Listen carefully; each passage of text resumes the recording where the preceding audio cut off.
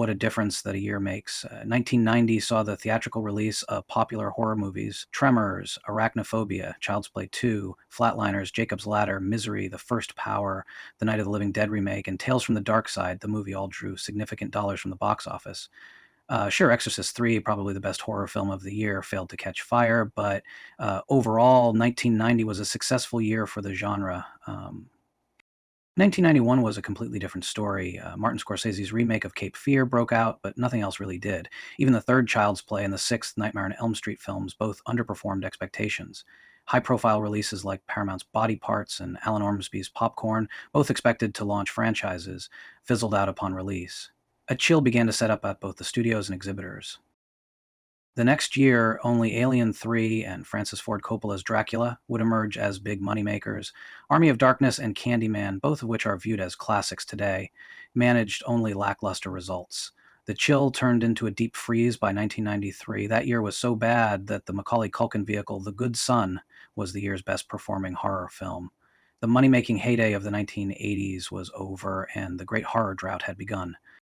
Well, in theaters. The emerging direct-to-video market picked up steam, bringing low-budget features from Roger Corman's New Horizon Pictures, Charles Band's Full Moon Entertainment, and Fred Olen Ray into living rooms across the country. Directors such as Anthony Hickox, Tony Randall, and Ted Nicolau found their status as the big fish in the small pond. These weren't titles destined for traditional classic status, but for the starving horror fan, they kept the basic nutrients coming into the bloodstream. Rather than gathering up friends for a trip to the movies, college kids hit up the video store and rented a handful of tapes. The popcorn might have come out of the microwave for the impromptu movie parties instead of a concession booth, but the memories made were delicious. More than a few high school kids daydreamed their way through study hall, conjuring up plans about renting the newest Puppet Master film, as well as that new Jurassic Park ripoff, Carnosaur. Because why not make it a double feature? And there certainly was something to be said about these lower budgeted films. Formulaic, sure. Lacking in good acting performances, almost certainly. Sometimes you watched a movie that almost certainly didn't actually have a screenplay in existence while it was being made. But it didn't matter. This whole scene had a different feel to it, even with its flaws, which could sometimes be massive. These movies felt like they were made by madmen living on the culture's frontier.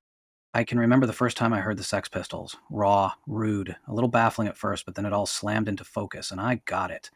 90s direct-to-video horror was exactly like that. It wasn't really about the qualities you enjoyed in a theatrical movie at all.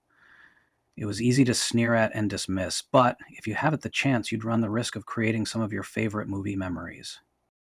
Even if we weren't fans of the Subspecies and Leprechaun series, you'd rent them. Don't deny it. We all know it's true.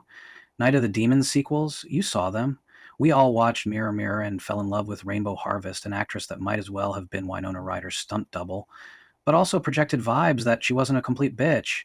Don't blush too hard, but I know you rented all 16 of the Witchcraft movies. All 16.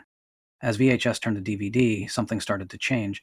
Major studios began to produce direct-to-video titles, many in the genre. By the time the Friday the 13th rip-off series Bloody Murder started up, the golden era of direct-to-video was over. Scream had reignited theatrical horror, and the studios started throwing real resources at the genre again. Soon the remake cycle would begin, and all the oxygen in the room went to obsessing over those releases, both for good and for bad.